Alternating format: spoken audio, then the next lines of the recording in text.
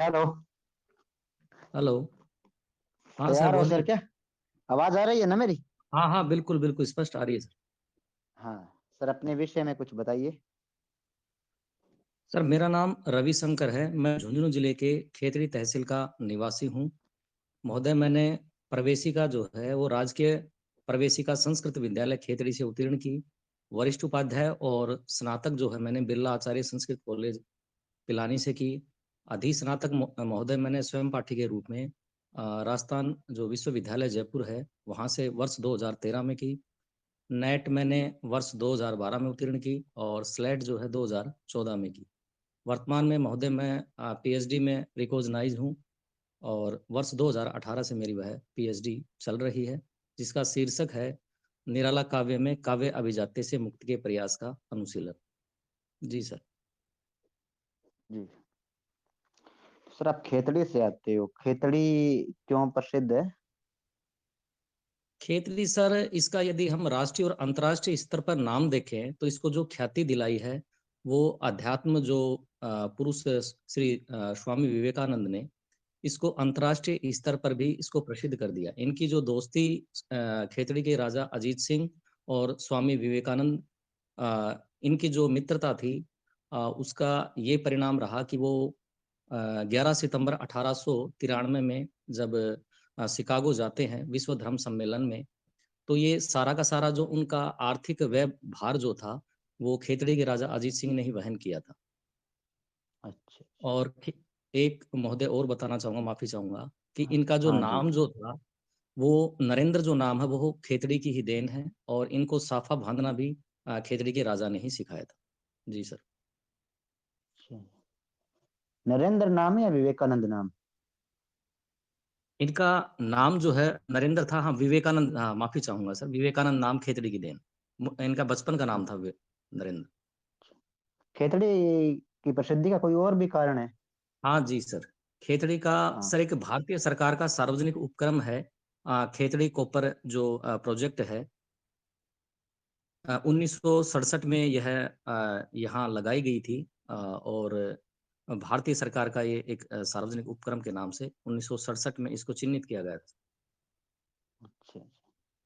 Sir आप बता रहे हो कि मैंने शिक्षाएं जो की है वो शिक्षा ग्रहण की है आपने, वो संस्कृत कॉलेजों से या स्कूलों से आपका ज्यादा संबंध रहा है, जी जी श्रीमान। तो फिर हिंदी की ओर रुझान का कारण? सर यूँ कहें कि खेतड़ी माफी चाहूंगा सर, हिंदी की जो माता है या विश्व की जितनी भी भाषाएं हैं उसकी जननी संस्कृत को माना जाता है सर। और संस्कृत हिंदी की माँ है। और धीरे धीरे सर मेरा जो स्नातक स्तर से ही छायावाद के जो महामहिम निराला जी हैं उन पर मेरा विशेष जो है रुझान रहा या लगाव उनका मेरे साथ रहा। तो इस वजह से धीरे धीरे निराला को पढ़ने के बाद में एक, अब वर्तमान में जो मेरी शोध जो चल रहा है वो उन्हीं पे चल रहा है। तो निराला जी के तरफ मेरा ज्यादा आकर्षण था और धीरे धीरे हिंदी की तरफ रुझान बढ़ने लगा। अच्छा अच्छा। सर निराला जी की रचनाएं हैं, उनमें जी छायावादी बिल्कुल। तत्व भी मिलता है और दूसरे तत्व भी मिलते हैं, प्रगतिवादी वगैरह। जी हाँ, तो इसके बारे में कुछ बताइए।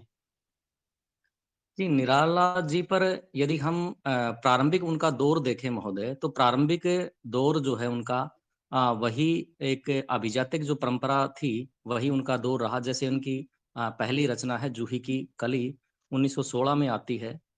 तो भाषिक स्तर पे तो वो उसी का जो एक अभिजात्य परंपरा रही है, हमारी जो हिंदी साहित्य की परंपरा रही है, उसी का गुणगान, उसी का चित्रण जो हमें देखने को मिलता है। लेकिन मुक्त छंद का जो प्रणयन है, ये एक विशेष तौर पे अपनी प्रथम रचना में वे लेकर के आते हैं। और फिर धीरे-धीरे साहित्य जगत में ज्यों वो अपने पैर आगे बढ़ाते हैं, उसके बाद में बादल राग है, भिक्षुक है, विधवा है, तोड़ती पत्थर है, कुकुरमुता और नए जो पत्ते हैं वहाँ तक आते इनका संकलन। इसमें 7 कविताओं का संकलन है नए पत्ते में। और अंतिम जो रचना है वो सांदे कांकली तक आते-आते इनका जो रुझान है वह काफ़ी हद तक एक प्रगतिशील दृष्टिकोण हो जाता है। और संपूर्ण यदि इनकी रचनाओं में यदि हमें देखने को मिले तो विविधताओं का समावेश कहीं अधिक है। वे किसी भी इनका यदि कोई भी काव्य संकलन देखें तो काव्य संकलन में किसी सीमा में नहीं आबद्ध होते हैं और ना ही किसी एक ही विषय वस्तु पे इनका ध्यान केंद्रित रहता है। ऋतुपरक, प्रार्थना गीत और रहस्यपरक रचनाएँ, प्रगतिशील दृष्टिकोण की रचनाएँ, छायावादी रचनाएँ, यानी इन सभी का समन्वय प्रगतिशील जो है। रचनाएं कौन कौन सी मानते हो आप? प्रगतिशील रचनाएँ इनकी प्रथम जो रचना है महोदय वह है बादल राग। बादल राग से फिर ये आगे भिक्षुक है, विधवा है, तोड़ती पत्थर है, दीन कविता है, आदि ऐसी बहुत सारी कविताएँ हैं। और इसका यदि हम उत्कर्ष रूप यदि देखें प्रगतिशील दृष्टिकोण का, तो वह महोदय 1942 में लिखी हुई कुकुरमुत्ता इनकी रचना है। अच्छा, ठीक है जी रवि रवि जी, आपका इंटरव्यू मेरी तरफ से पूरा हुआ। बाकी हिंदी वाले जो सर हैं वो पूछेंगे अब आपसे। धन्यवाद महोदय। जी, गोपाल जी सर आप पूछिए पहले। रवि जी नमस्कार। नमस्ते सर, नमस्ते। जी रवि जी, आप हिंदी में क्या तैयारी करके आए? सर आवाज़ स्पष्ट नहीं आ रही है आपकी। समझ नहीं पा हेलो, रहा हूँ प्रश्न को। हाँ, हाँ। अब आ रही? हाँ, अब आ रही है सर। थोड़ा हाँ।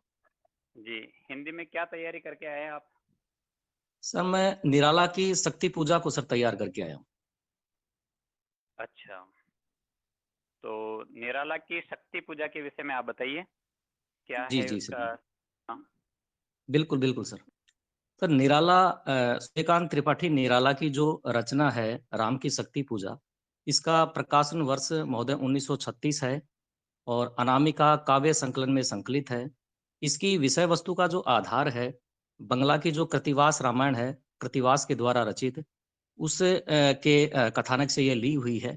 लेकिन इन्होंने अपनी मौलिक उद्भावनाओं से इस कविता को इतना कालजयी बना दिया है कि आलोचकों का ये मानना भी है कि यदि एक ही कविता कविवर निराला के द्वारा रची जाती, तो वो उतनी ही प्रसिद्धि के अधिकारी होते जितना कि वे वर्तमान में हैं।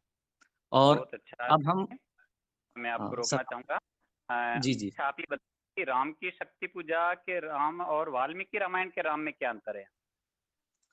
सर वो एक राम की शक्ति पूजा के जो राम हैं, उनका जो चित्रण है वह एक सामान्य मानव की भांति दिखाया गया है। वो देवीय स्वरूप हैं और ये मानवीय स्वरूप लेकर के अवतरित होते हैं या एक सामान्य मानव की भांति इन्होंने इनका चित्रण किया है। जी सर, बहुत अच्छा बताया आपने। अच्छा, आप ये बताइए कि राम के विषय में जो साहित्य लिखे गए, उसमें जी, आपकी दृष्टि में सर्वाधिक प्रसिद्ध हिंदी में कौन सी रचना है? राम के विषय में जी। हिंदी रामचरितमानस है सर। जी, जी। रामचरितमानस की कोई एक आध चौपाई सुनाएंगे आप? सर चौपाई तो याद नहीं है। एक पंक्ति ज़रूर जो उनकी आदि पंक्ति है वह ज़रूर याद आ रही है मुझे। सिया जी, जी, राम बोलिए। मैं सब जग जानी, करहु प्रणाम जोरी जुग पानी। ये ज़रूर बहुत ध्यान आ रही है। अच्छा। रामचरितमानस के में कितने कांड हैं, उनको आप क्रम से बता सकते हैं क्या? जी सर, 7 कांड हैं। बालकांड, बताइए। जी। अयोध्या कांड, अरण्य कांड, किष्किंधा कांड, सुंदर कांड, लंका कांड और अंत में है उत्तरकांड। बहुत सुंदर। अच्छा, तुलसीदास जी ने कलिकाल का जी, वर्णन किसी रचना में किया है, आपको ध्यान है क्या? कली काल का जी। सर कन्फर्म तो ध्यान नहीं आ रहा, लेकिन इसमें विनय पत्रिका में हम्म, अ, चलो, कोई बात नहीं।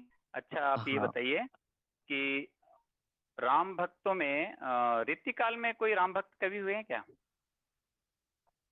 रीतिकाल में जी। रीतिकाल में हुए हैं सर। नाम मैं ध्यान नहीं कर पा रहा हूँ अभी। अच्छा, मैं थोड़ा सा आपको याद दिला देता हूँ हुँ। कि काल के प्रथम कवियों में से एक कोई कवि हैं। हाँ, हाँ, हाँ, हाँ। नाम सर उनका केशव दास। जी, जी, जी। कौन सी रचना लिखी उन्होंने? केशव दास की सर रामचंद्रिका है। बहुत सुंदर। अच्छा, केशवदास की संवाद योजना बहुत प्रसिद्ध है, तो जी उसके जी बारे जी। में आप कुछ कर पाएंगे? हाँ हाँ हाँ।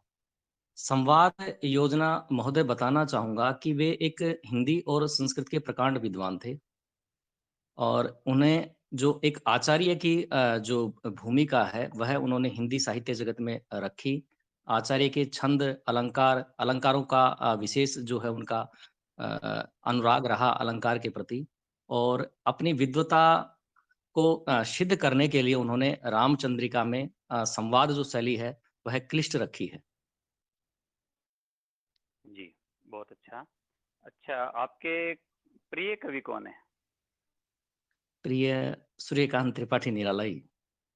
अच्छा, आप ही उनकी कोई 4 पंक्तियाँ सुना पाएंगे? जी जी सर।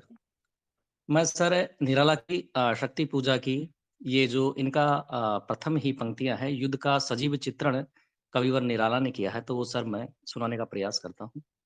रवि हुआ अस्त, ज्योति के पथ पर लिखा अमर, रह गया राम रावण का अपराजय समर।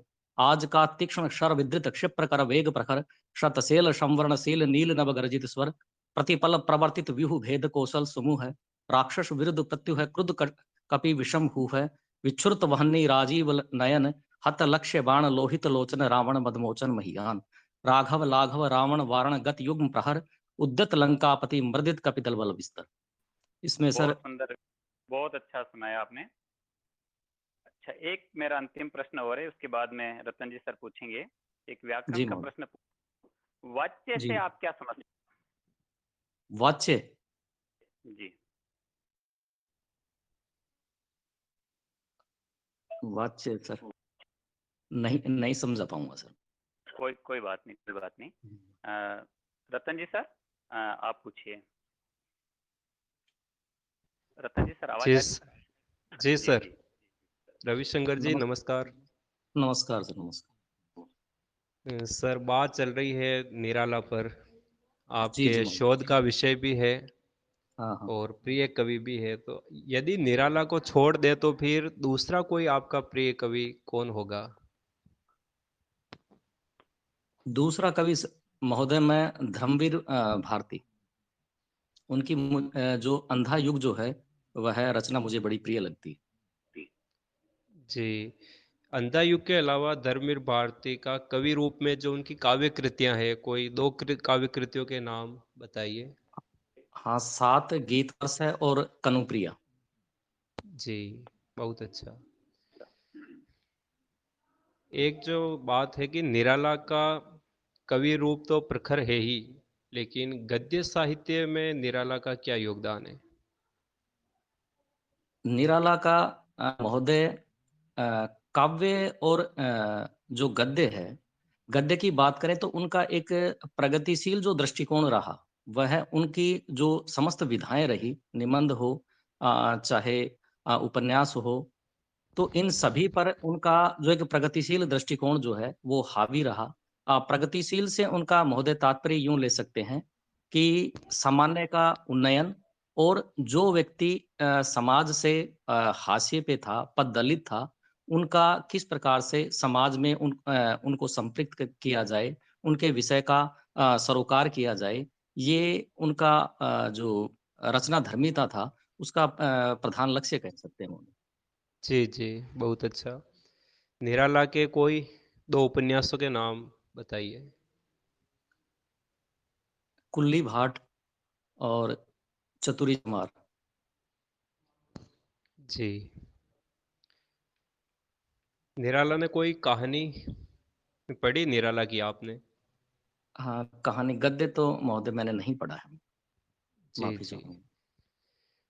निराला की मृत्यु के बाद एक महान कवि हुए हिंदी के, उन्होंने एक कविता लिखी थी उनको समर्पित करके। बहुत कवियों ने लिखी होगी, तो आपको किसी एक कवि का ध्यान आ रहा हो तो बताइए। निराला जी पे जी। नहीं, मुझे ध्यान नहीं आ रहा। जी, कविता का शीर्षक है मरण काले। इस नाम की किसी कवि ने कविता लिखी थी। देखा मैंने एक गरुड़ मरासा, ऐसी कोई काव्य पंक्तियां हैं उसमें? नहीं महोदय, मुझे ध्यान नहीं आ रहा। उन जी पे जी। जो चर्चित पुस्तकें हैं उसका मुझे ध्यान है, जो हाँ निराला हाँ जी पे लिखी गई हैं, लेकिन हाँ। कविता का इस मुझे ध्यान पे नहीं। एक प्रश्न है, हुँ। आप शोध भी कर रहे हो तो जो निराला से जुड़ी हुई पुस्तकें वो तो आपके काम में लेते ही होंगे, तो संदर्भ हाँ, हाँ। ग्रंथ जो है, हाँ, तो हाँ, हाँ। सर्वश्रेष्ठ जो संदर्भ ग्रंथ के रूप में कोई 3 पुस्तकें बताइए जो आपने ज़्यादा उचित समझी, उनके हाँ, बारे में हाँ। बताइए।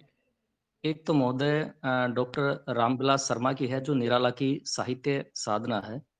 वो जीवनी भी जी। मैंने पढ़ी है। 2 पुस्तकें तो मैंने पढ़ ली हैं, एक का थोड़ा समय उतना नहीं मिला तो मैं नहीं पढ़ पाया। और एक महोदय मैंने ये पढ़ी थी निराला इन दूधनाथ सिंह की आत्महंता आस्था।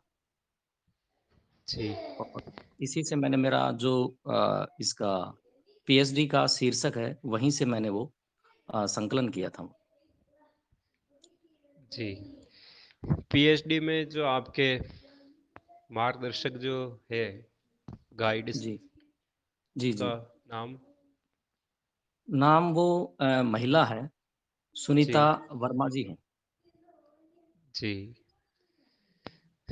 क्या वो साहित्य रचना विशेष कुछ करते हैं क्या? नहीं महोदय, साहित्य रचना तो वे वहाँ असिस्टेंट प्रोफ़ेसर हैं वर्तमान में। जी। जी। उसी डीम्ड यूनिवर्सिटी है महोदय वो। जी सर। अंतिम प्रश्न है सर। जी, जी। हिंदी साहित्य के जो चारों काल है, इसमें आपका प्रिय काल कौन-सा होगा? हिंदी साहित्य में महोदय में आधुनिक काल है। आधुनिक काल में भी छायावाद जो है वह प्रिय है। इसके कोई 3 कारण बताइए प्रिय होने के। छायावाद एक ये कह सकते हैं कि भारतीय जो स्वतंत्रता संग्राम जो था, उसका अ, उत्कर्ष काल हम कह सकते हैं और खड़ी बोली का जो उत्कर्ष स्वरूप है, वह हमें छायावाद में देखने को मिलता है। और काफ़ी जो सुंदर जो है रचनाओं का अ जो प्रकाशन है या लेखन जो है, वह हमें इसी में छायावाद में देखने को मिलता है और खड़ी बोली का स्वर्णकाल भी छायावाद को कहा जाता है। और मेरे प्रिय जो कवि हैं, वो भी इसी छायावाद से संबद्ध हैं। जी, बहुत अच्छा। आपका साक्षात्कार पूर्ण हुआ सर। धन्यवाद। ठीक है, स्वामी